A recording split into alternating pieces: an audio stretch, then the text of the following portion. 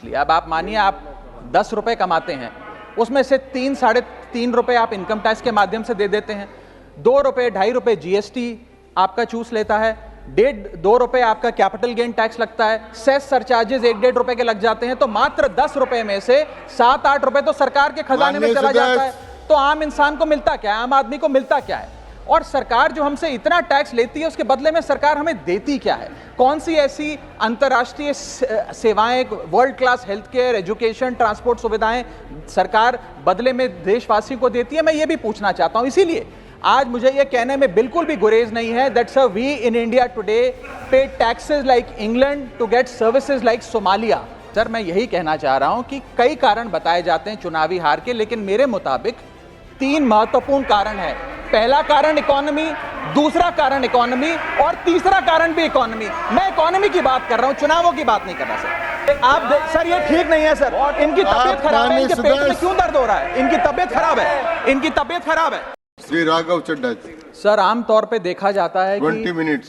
Sir आमतौर पे देखा जाता है कि जब भी वित्तीय बजट देश में प्रस्तुत किया जाता है तो देश के कुछ वर्ग उस बजट से खुश होते हैं और कुछ वर्ग उस बजट से निराश होते हैं। लेकिन इस बार सरकार ने वो अचीव कर लिया जिसे अचीव करना संभव ही नहीं था। इस सरकार ने इस बजट से लगभग देश के हर वर्ग को निराश किया।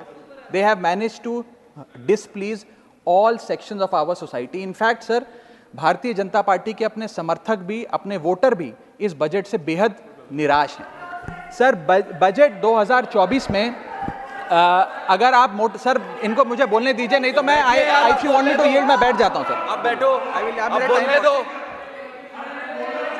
माननीय सदस्य, आप बोलो ना। माननीय सदस्य, क्या प्रॉब्लम है? कृपया बैठे। बैठो, क्या बैठ जाए? बैठो आप। प्लीज बैठिए। आप बोलिए चड्ढा जी, प्लीज कंटिन्यू बोलिए। सर पिछले 10 सालों में टैक्स लगा कर सरकार ने एक देश के आम आदमी का खून चूस लिया। अब आप मानिए आप 10 रुपए कमाते हैं, उसमें से 3 साढ़े 3 रुपए आप इनकम टैक्स के माध्यम से दे देते हैं, 2 रुपए 2.5 रुपए जीएसटी आपका चूस लेता है, 1.5-2 रुपए आपका कैपिटल गेन टैक्स लगता है, सेस सरचार्जेस 1-1.5 रुपए के लग जाते हैं, तो मात्र 10 रुपए में से 7-8 रुपए तो सरकार के खजाने में चला जाता है। तो आम इंसान को मिलता क्या है, आम आदमी को मिलता क्या है? और सरकार जो हमसे इतना टैक्स लेती है उसके बदले में सरकार हमें देती क्या है? कौन सी ऐसी अंतर्राष्ट्रीय सेवाएं, world class health care, education, transport सुविधाएं सरकार बदले में देशवासियों को देती है? मैं ये भी पूछना चाहता हूं। इसीलिए आज मुझे ये कहने में बिल्कुल भी गुरेज नहीं है that sir we in India today pay taxes like England to get services like Somalia. Sir आज सर मैं अपने इस भाषण को सर 2 भाग में बांटूंगा। पहले भाग में मैं सर सरकार की इतनी दुर्दशा 2024 के चुनावों में क्यों हुई और आज की आर्थिक स्थिति क्या है उस पर बात करूंगा, और दूसरे भाग में कुछ सुझाव भी सरकार को दूंगा। सर पहले 2019 में भारतीय जनता पार्टी की 303 सीटें थी। देश की जनता ने उन सीटों पर 18% जीएसटी लगाकर इनको 240 सीटों पर ला खड़ा किया। सर इसके कई कारण बताए जाते हैं। कोई कहता है कि धर्म का कार्ड नहीं चला, कोई कहता है जातीय कारण है, तो कोई कहने लगता है कि टिकट डिस्ट्रीब्यूशन में कमी रही। सर ये सब ऊपरी कारण है। मैं 3 कारण बताता हूं जिस वजह से भारतीय जनता पार्टी की ये दुर्दशा हुई। पहला कारण है इकोनॉमी, दूसरा कारण है इकोनॉमी और तीसरा कारण भी है इकोनॉमी। सुनिए प्लीज, ये सर मैं बैठ जाता हूं। ये राष्ट्रपति के अभिभाषण पर चर्चा नहीं है, ये आम बजट पर चर्चा है। माननीय राघव चड्ढा जी आपस में बात नहीं करें। माननीय राघव चड्ढा जी, ये राष्ट्रपति के अभिभाषण पर चर्चा नहीं है, ये आम बजट पर चर्चा। बोलिए सर, बजट पे आप बोलो। आप बजट पर बोलिए, आम बजट। सर अगर आपने मेरी पूरी बात सुनी होती तो शायद इतनी आपत्ति इन लोगों को ना होती। सर मैं यही कहना चाह रहा हूं कि कई कारण बताए जाते हैं चुनावी हार के, लेकिन मेरे मुताबिक 3 महत्वपूर्ण कारण है। पहला कारण इकोनॉमी, दूसरा कारण इकोनॉमी और तीसरा कारण भी इकोनॉमी। मैं इकोनॉमी की बात कर रहा हूं, चुनावों की बात नहीं कर रहा सर पहला कारण। सर मैं बैठ जाता हूं सर, इनको चिल्लाने दीजिए, मैं बैठ जाता हूं सर। माननीय सदस्य बैठिए। जब आपका समय आए तो आप बता देना दिल्ली में कैसे आ रहे हैं, अभी उनको बोलने दीजिए। बोलिए बंद। अभी उन्होंने बना दिया है। बोलिए। सर पहला कारण हार का है rural income and inflation. Sir Bharat की 60% से ज्यादा आबादी सर गांव में बसती है, लेकिन आज सर सर ये ठीक नहीं है सर। इनकी तबीयत खराब है, इनके पेट में क्यों दर्द हो रहा है? इनकी तबीयत खराब है, इनकी तबीयत खराब है। क्या दिक्कत है? इनके पेट में दर्द हो रहा है, इनकी तबीयत खराब है क्या सर? आज आप बैठिए, बैठ जाए माननीय सदस्य, कृपया बैठे, बैठ जाए मन, कृपया बैठे, बैठिए बैठिए बैठिए।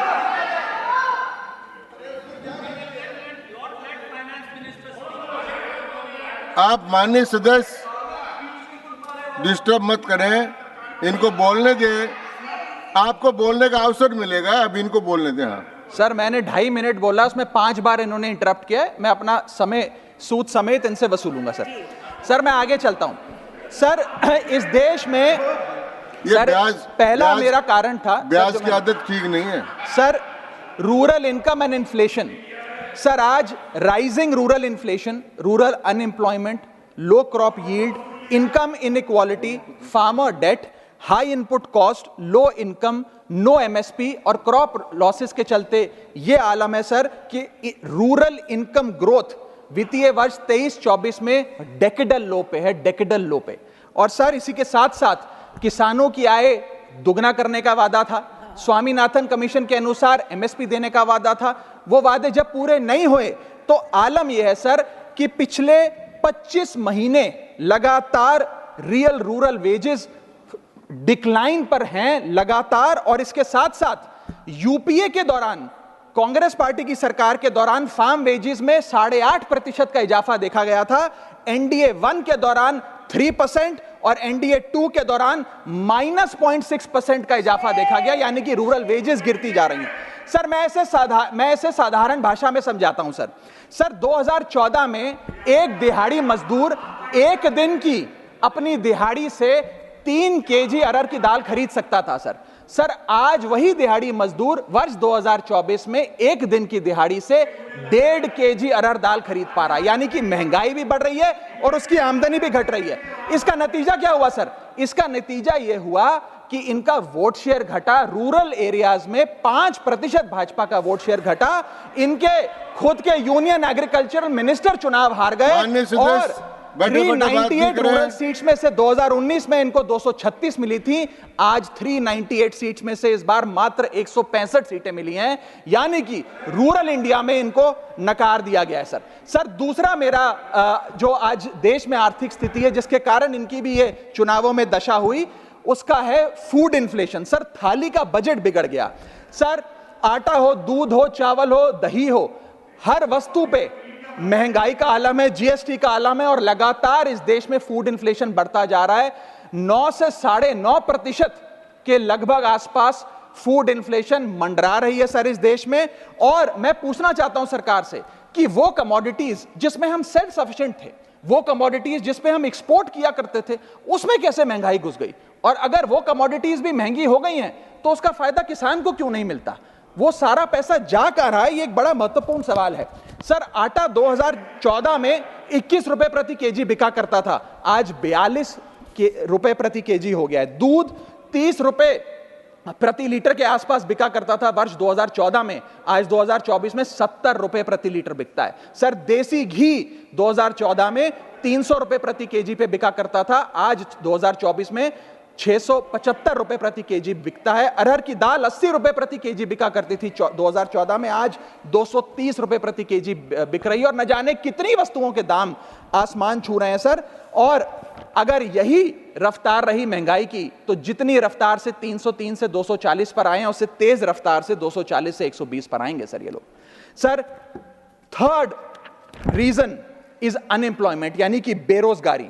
सर इनफॉर्मल सेक्टर हो या फॉर्मल सेक्टर हो, अनऑर्गेनाइज सेक्टर हो या ऑर्गेनाइज सेक्टर हो, हर जगह अनएम्प्लॉयमेंट है। और सीएमआई की रिपोर्ट यह बताती है कि अनएम्प्लॉयमेंट दर ऑर्गेनाइज सेक्टर की इस देश में 9.2% है। अनऑर्गेनाइज सेक्टर की तो बात ही भूल जाइए, ऑर्गेनाइज सेक्टर की अनएम्प्लॉयमेंट दर 9.2% है। और हम लोग अपने देश के ह्यूमन रिसोर्सेस को किस कगार पे लाकर खड़ा कर दिया है उसका आलम देखिए सर।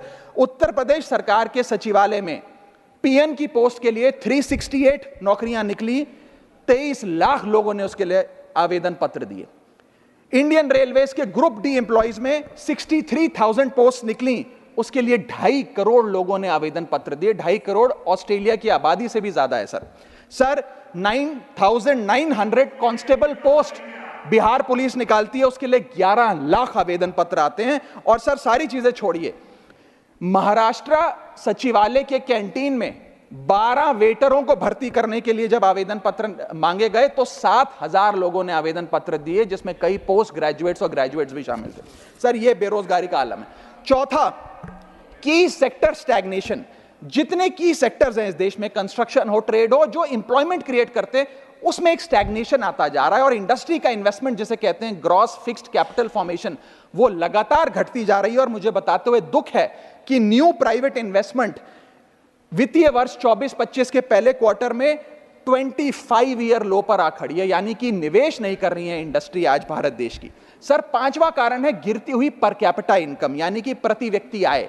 देश के 12 राज्यों में लगातार पर कैपिटा इनकम घटी, उन 12 में से 9 राज्यों में भारतीय जनता पार्टी का वोट शेयर भी घटा।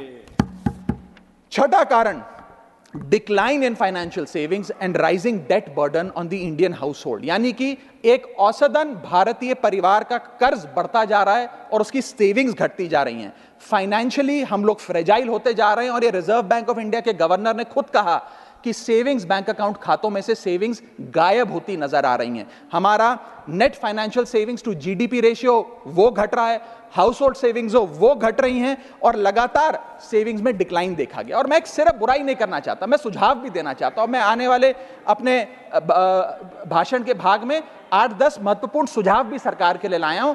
देश हित में, देश की अर्थव्यवस्था के हित में सुझाव देना चाहता हूं। पहला सुझाव, index minimum wages with inflation, यानी कि न्यूनतम मजदूरी आय को बढ़ती महंगाई के साथ जोड़िए। Ma'am, inflation erodes purchasing power. Inflation वो महंगाई वो दीमक है जो आपकी परचेजिंग पावर, आपकी संपत्ति को खा जाती है। इसीलिए आज मैं कहना चाहता हूं कि जैसे बेल्जियम जैसे देशों ने ऑटोमेटिक इंडेक्सेशन ऑफ वेजेस लागू किया है, उसी प्रकार हमारे देश में भी मिनिमम वेजेस की ऑटोमेटिक इंडेक्सेशन होनी चाहिए। और यहां मैं बताना चाहूंगा कि मेरे नेता अरविंद केजरीवाल जी ने, हमारी आम आदमी पार्टी की सरकार ने देश में सबसे ज्यादा मिनिमम वेजेस दिल्ली में देने का काम किया। दूसरा मेरा महत्वपूर्ण सुझाव, rework the agricultural pricing formula, यानी कि जब किसान खुले बाजार में अपनी फसल बेचने जाता है मैम, तो वहां पर एक मिनिमम रिजर्व प्राइस होना चाहिए, यानी कि उस प्राइस के नीचे किसान की कमाई नहीं होगी, किसान को उस रेखा के नीचे का दाम नहीं मिलेगा। इससे प्राइस वोलेटिलिटी से किसान बचेगा, इकोनॉमिक सिक्योरिटी किसान को मिलेगी और प्रोडक्शन में कंटिन्यूटी रहेगी। मेरा तीसरा सुझाव, legal guarantee to MSP in accordance with Swaminathan commission report. Swaminathan commission report की बात सुनते सुनते कि हम लागू करेंगे, मेरे भी बाल पक गए हैं, लेकिन आज तक लागू नहीं हुआ। मैं अनुरोध करूंगा सरकार से कि उस लीगल गारंटी को देश के किसान को सौंपे। चौथा और बहुत महत्वपूर्ण, हाथ जोड़कर विनती करना चाहूंगा, restore indexation on long term capital gain. Ma'am, पूरे दुनिया में इन्वेस्टर्स को इन्वेस्टमेंट्स करने के लिए, प्रमोट करने के लिए इंसेंटिवाइज किया जाता है। इस देश में इंडेक्सेशन हटाकर हम इन्वेस्टर क्लास को डिसइंसेंटिवाइज कर रहे हैं इन्वेस्ट करने के लिए। इंडेक्सेशन हटाना टैक्स लगाना नहीं है, इन्वेस्टर्स को पीनलाइज करने जैसा है। मैडम, मैं बताना चाहता हूं, inflation ravages the value of money. पैसे को खा जाता है इन्फ्लेशन, इसीलिए हम कॉस्ट ऑफ एक्विजिशन को इंडेक्स कर कैपिटल गेन टैक्स की कैलकुलेशन करते हैं। और जो लोग खुश हैं आज कि कैपिटल गेन टैक्स को 20% से घटाकर 12.5% कर दिया है, उनके लिए मैं एक उदाहरण लाया हूं। इस उदाहरण के माध्यम से हम समझ जाएंगे कि कैसे इंडेक्सेशन हटाना इस देश के इन्वेस्टर को एक बहुत बड़ी उसकी जेब पे डाका डालने जैसा है। मैडम, फर्ज करिए कि 2001 में आपने 1 करोड़ रुपए का एक मकान खरीदा। वो मकान की दर 6% के हिसाब से बढ़ती गई उसकी वैल्यू, और आज वो मकान जो 1 करोड़ का आपने 2001 में खरीदा था, वो आज 4 करोड़ 17 लाख रुपए का हो गया। अब 2 सिनेरियो हैं, एक इंडेक्सेशन का सिनेरियो जिसमें आप बेचें उस पर टैक्स लगे, और एक नया सिनेरियो जिसमें आप उसे बेचेंगे तो नई रेट के अकॉर्डिंग उस पर टैक्स लगेगा।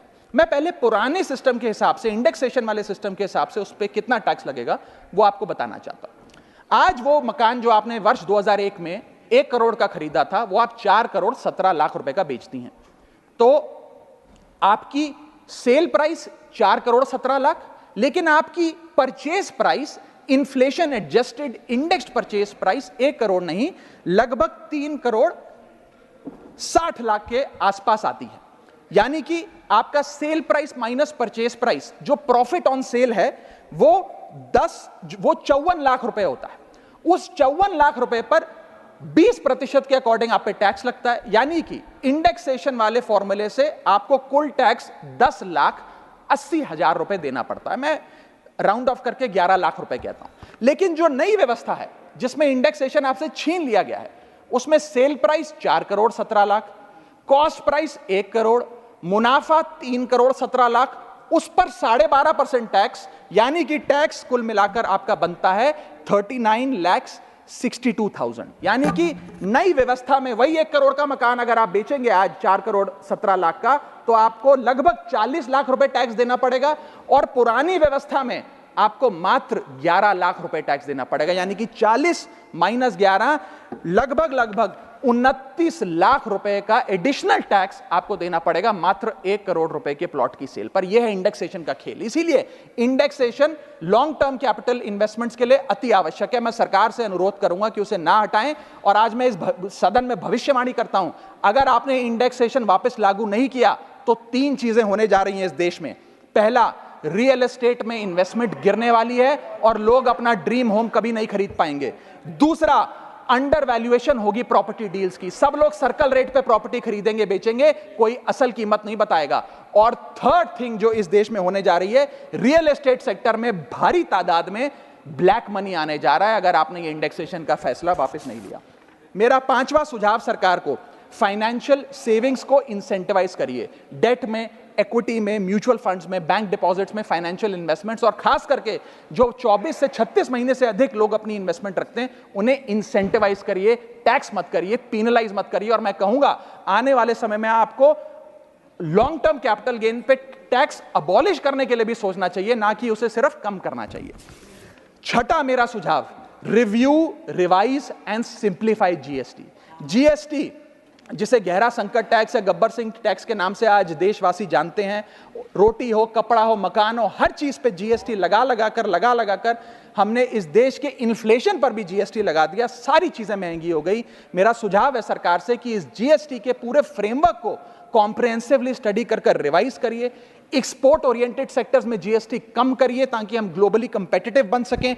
एसएमई सेक्टर जो नौकरियां देता है, छोटे उद्योग हैं, उसमें जीएसटी कम करिए, और एसेंशियल कमोडिटीज, दूध, दही, चावल, रोटी, चावल, आटा, उस पर कम से कम जीएसटी विड्रॉ करिए। मेरा 7वां मेरा सुझाव, give more to states. India is a union of states. States की जेब में थोड़ा पैसा डालिए। कोलिशन पॉलिटिक्स के कंपल्शन हम समझते हैं कि आपको बिहार को, आंध्र प्रदेश को ज्यादा पैसा देना था, लेकिन उन राज्यों ने जिन्होंने आपको भरपूर वोट दिया, गुजरात ने, दिल्ली ने, मध्य प्रदेश ने, उड़ीसा ने, झारखंड ने, छत्तीसगढ़ ने, जिन लोगों ने अपने राज्यों की लगभग सारी सीटें आपकी झोली में डाल दी, उनसे क्या गलती हुई? उन राज्यों को आपने दिया एक एक झुंझुना और बाकी 2 राज्यों को पे सब कुछ लौटा दिया। तो ये डिस्क्रिमिनेटरी फेडरलिज्म नहीं होना चाहिए, कोऑपरेटिव फेडरलिज्म होना चाहिए। ये गुहार में लगाना चाहूंगा। और इस सरकार को एक बुरी आदत है सेस और सरचार्ज लगाकर पैसा वसूलने की। सेस और सरचार्ज वो टैक्स है सरकार का जिसे उन्हें राज्यों के साथ बांटना नहीं पड़ता, वो डिविजिबल पूल में नहीं जाता।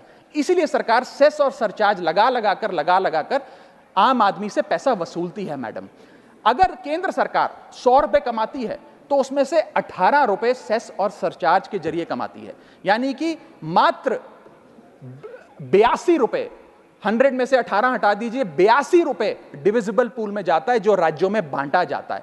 18 रुपए सीधा सरकार की जेब में जाता है। मैं अनुरोध करूंगा कि सेस और सरचार्ज की या तो इस प्रथा को बंद करें या वो भी डिविजिबल पूल में डालकर स्टेट्स के साथ बांटे। मेरा 8वां सुझाव, जीएसटी कॉम्पनसेशन जो राज्यों के लिए बंद कर दिया गया है उसे कम से कम 5 साल और दीजिए। कई ऐसे राज्य हैं, तमिलनाडु है, महाराष्ट्र है, पंजाब है, गुजरात है, जिनकी अर्थव्यवस्था आज जीएसटी कॉम्पनसेशन के पैरों पे खड़ी हुई है, जो आज हमारे बजट का 10 से 15% हिस्सा इनकम का जीएसटी कॉम्पनसेशन से आता है। मैं अनुरोध करना चाहूंगा सरकार से कि कम 5 साल और जीएसटी कॉम्पनसेशन देकर इन राज्य सरकारों की मदद की जाए। और अंत में बस मैं यही अपनी बात बोलकर खत्म करूंगा मैडम कि इस बजट ने टैक्स बढ़ा बढ़ाकर इस देश के आम आदमी के खून चूसने का काम किया। मैं अनुरोध करूंगा कि डायरेक्ट टैक्स हो या इनडायरेक्ट टैक्स हो, इस पूरी व्यवस्था पे एक बार फिर से गौर फरमाया जाए। जो मैंने शुरुआत में कहा था उसे दोहराऊंगा, हम 10 रुपए अगर कमाते हैं